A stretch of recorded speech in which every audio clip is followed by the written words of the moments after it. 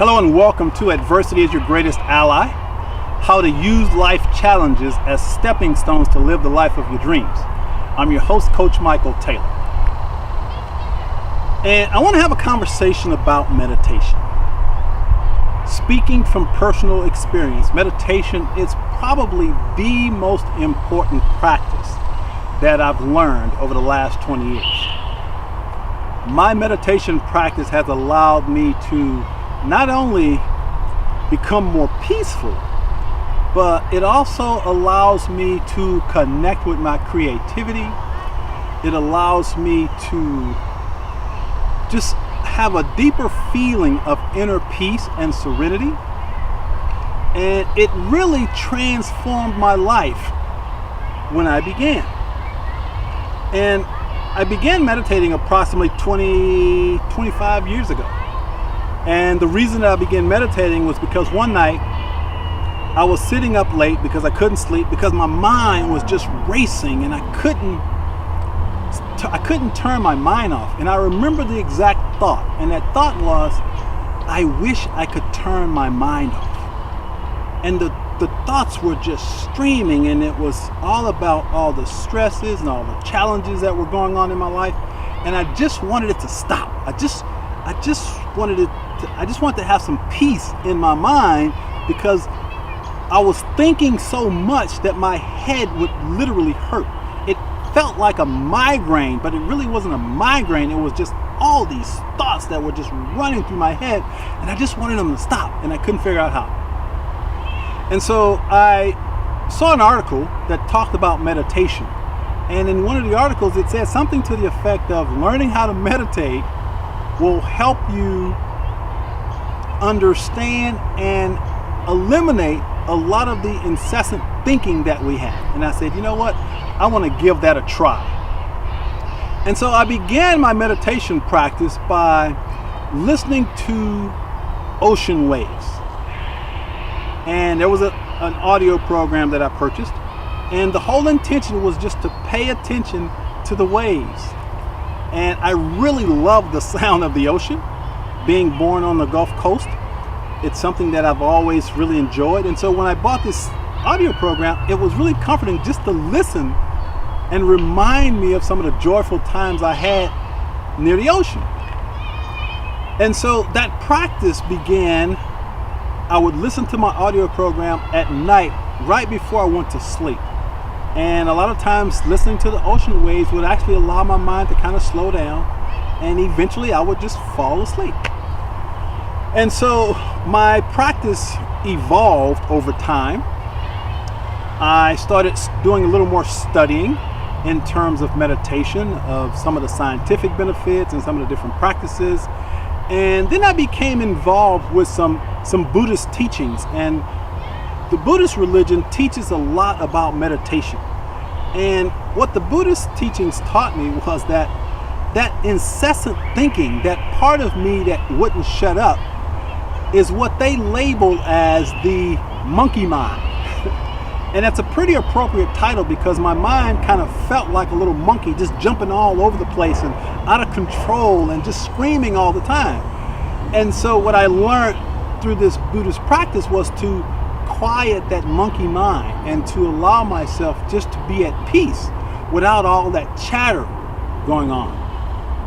And so what I've learned as a result of my meditation for the last 25 years or so is that meditation, I think, has a connotation that meditation is about not thinking about anything, which I don't believe is true.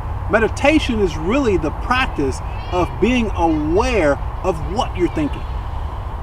I believe that's what meditation does. It helps you become aware of what you're thinking.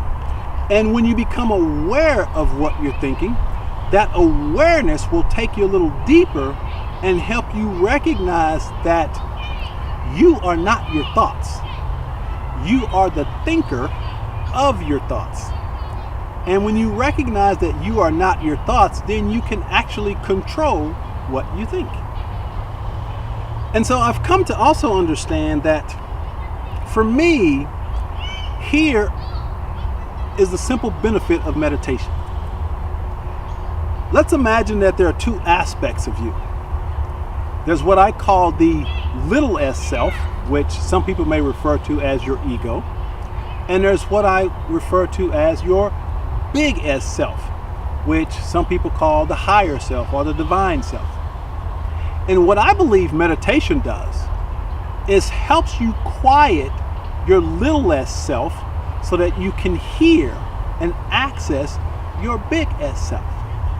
You see, at any given moment, there are two voices going on in your head. There's the little s self and the big S self. Now, the little s self has a job, and that job is to try to protect you and to keep you safe. So it's always going to be analyzing, judging, passing criticisms, and convincing you that you shouldn't do certain things because it wants you to be safe. On the other hand, the big S self, or what I might call your God self, your higher self, is that intuitive voice that wants you to become more of who you are. Now, as soon as you have a thought from the big S self, the little s self will jump in and try to convince you not to listen to the big S self. Here's an example. Let's say you want to start a company and you have this idea. I want to start a company. Well, I believe that thought, idea, comes from the big S self. Now, as soon as you have that thought, all of the reasons why you can't start a company will come up from your little s self. Things like, I don't have enough money. I don't have enough education. I don't know anything about business. Businesses fail. All those thoughts come from the little s self. And so meditation, what it does is helps you quiet that little s self and listen to that big S self, because the big S self will guide you to the manifestation of its divine ideas. So meditation is really the process of simply quieting the little s self so you can hear the big S self. Because when you learn to listen to your big S self, it will guide you to everything that you need to manifest anything you want in this world. So if you haven't tried a meditation practice, I highly recommend that you do. Know that there is no right or wrong way. You just have to make the commitment to making sure that you do your meditation practice. And so remember this, learning to meditate is like training a little puppy. If you have a little puppy and you want to train him to poop in one spot, well, what you do is you create the spot that you want him to come to and poop, and then you constantly bring him back to that spot. Well, guess what happens when you first start training a puppy? It's going to run all over the place, and it's not going to poop in that spot that you want it to. It's going to poop over there, it's going to poop over there, it's going to poop over there, because that's just what puppies do. But the more you bring him back to that place that you want him to poop, eventually he becomes trained and he realizes this is the place that he wants to be. This is the place that he wants to poop. The mind is the same way. As soon as you want to point it to one place, that place of serenity, it's going to run all over the place and tell you, no, I don't want to stay there. I don't want to be still. But the more you work it, the more you train it, eventually it begins to listen. Eventually the little s self gets weaker. The big S self gets stronger. And you're able to quiet that part of your mind that is distracting you from listening to your higher self.